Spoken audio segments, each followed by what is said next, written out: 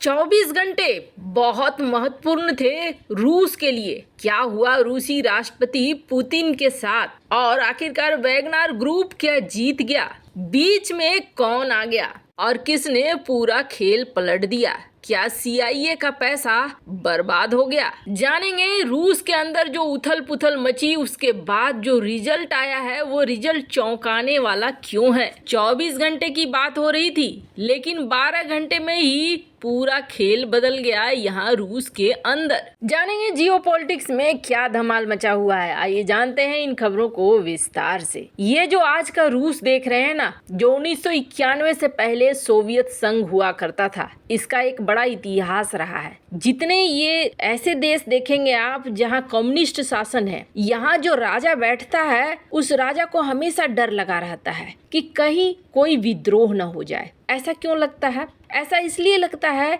क्योंकि ये अपने हिसाब से नियम बनाते हैं और वो नियम होते हैं काफी कठोर। अब इनके अंदर, इनके मन में एक डर बैठा रहता है कि कहीं कोई क्रांति ना हो जाए, कहीं कोई विरोध ना हो जाए। आप देखेंगे चाहे चाइना हो, चाहे रूस हो या फिर तुर्की ही क्यों ना हो, ऐसे देश जहाँ बार बार देखा जाता है कि कोशिशें होती हैं तख्ता पलट की। चीन के बारे में आपको लगेगा कि चीन में तो ऐसा नहीं हुआ था, ऐसा कुछ नहीं है। चीन का इतिहास भी है। चीन में बहुत ज्यादा आपस में सिविल वार तो बहुत ज्यादा हुआ करता था। वो CCP के आने के बाद CCP इतनी ताकतवर हो गई कि इसने विद्रोह करने वालों को दबाना शुरू कर दिया। और सच मानिए, चाइना में जिस दिन विद्रोह होगा उस दिन बहुत बुरा होगा, क्योंकि एक बहुत बड़ी समस्या चाइना में इंतजार कर रही है। एकदम बारूद के ढेर पर बैठा हुआ है चाइना, बस एक तीली फूंकी कि चाइना उड़ा। कुछ ऐसा ही सीन होगा। अब जहाँ तक बात रही रूस की,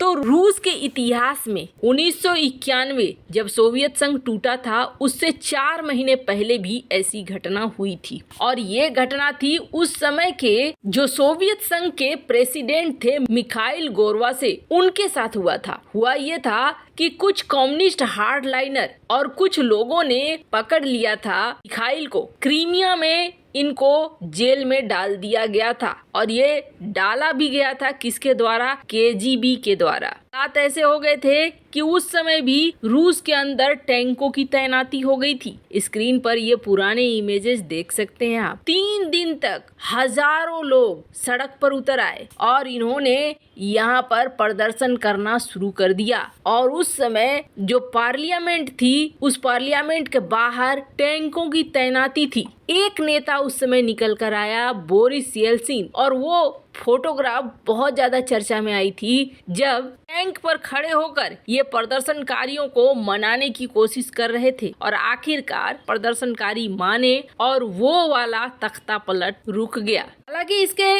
कुछ ही महीने बाद धीरे धीरे 15 देश टूटकर अलग हो गए और आजाद हो गए। वैसे रूस के अंदर ये तोड़ फोड़ का सिलसिला ना उसके बाद भी चलता रहा। 2 साल बाद सितंबर 21 और अक्टूबर 4, 1993 यहाँ येल्सिन के लिए ही एक बहुत बड़ी समस्या आ गई। टैंक से अटैक किया जाने लगा सीधे सीधे संसद को और येल्सिन के खिलाफ ही लोग उठ गए। आधिकारिक तौर पर तो कहा गया कि 138 लोग मारे गए, लेकिन असल संख्या 1000 की थी। येल्सिन अगला चुनाव हार गए और राष्ट्रपति पद से हट गए। ये 2 उदाहरण बहुत बड़े उदाहरण हैं और तस्वीर जैसा आप देख सकते हैं उस समय किस तरीके से अखबारों में ये सारी चीजें छप रही थी। उसके बाद अब ये देखने को जब मिला कि वैगनर ग्रुप का चीफ, और वो भी वो रसोइया जिसे पुतिन काफी करीबी मानते थे, उसने अपने 25,000 लड़ाकों को ऑर्डर दे दिया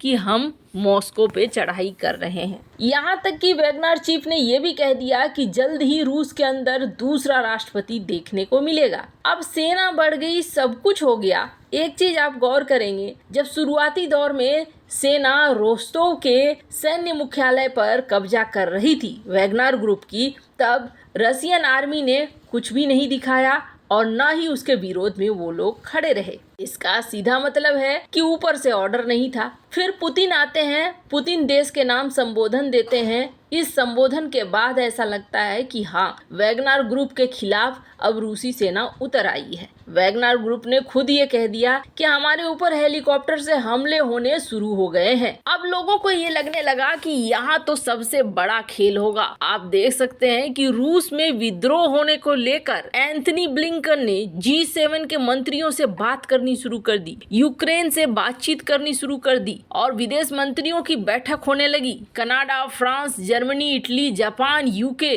सभी उच्च प्रतिनिधियों से बातचीत करने लगे कि यहाँ पर क्या हो रहा है, क्या सिचुएशन बदलेगा। वैगनर चीफ जिस तरीके से अपने सैनिकों के साथ आगे राजधानी बढ़ रहा था, कुछ ने तो ये कहना शुरू कर दिया कि पुतिन राजधानी छोड़कर भाग गए हैं। लेकिन अचानक से ये होता है कि वैगनर चीफ ये कहते हैं कि नहीं भैया, हमें और ज्यादा रक्तपात नहीं मचाना है, इसलिए सैनिकों वापस लौटो। ये एकदम से यू टर्न वाला मामला हो गया। वापस लौटो माने अभी तो कहा था कि रूस को नया राष्ट्रपति मिलेगा, फिर ये कौन सी बात हो गई। चंद ही घंटों में पूरा खेल कैसे बदल गया।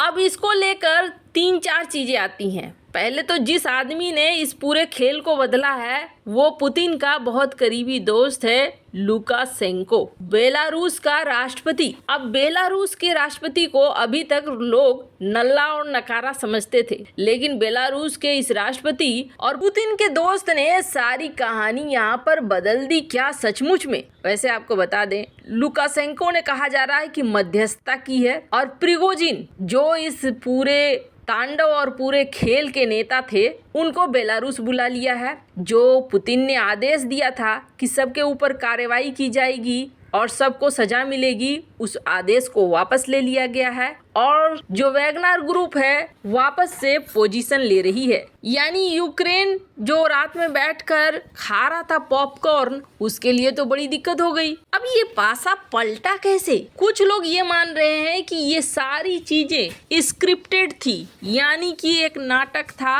जिसको किया गया CIA को ये दिखाने के लिए कि तुमने जो पैसे लगाए हैं वो पैसे कहाँ इस्तेमाल हो रहे हैं। तो वहीं कुछ लोगों का मानना है कि वैगनर का चीफ समझ गया कि इस बार उसकी मौत निश्चित है, इसलिए उसने अपना फैसला बदल लिया। अब कहानी जो भी हो, लुकाशेंको यहाँ हीरो बनकर निकला है, इसने इस कूप को टाल दिया। और दूसरी बात ये कि यूक्रेन और नाटो के लिए समस्या अभी भी वही है जहाँ पहले थी। वैसे आपको क्या लगता है, असल खेल क्या हुआ होगा? वैसे इस समय एक चीज बहुत अच्छी रही, ये देखने को मिला कि ईरान और बेलारूस ने खुलकर साथ देने की बात कह दी कि हम अपनी सेना भेज देंगे। तो वहीं कादिरोव भी खुलकर पुतिन के साथ आ गए। वैसे इन सब मामले में आपकी क्या राय है, कमेंट कर जरूर बताएं। जल्द मिलते हैं अगले वीडियो में नई खबर के साथ।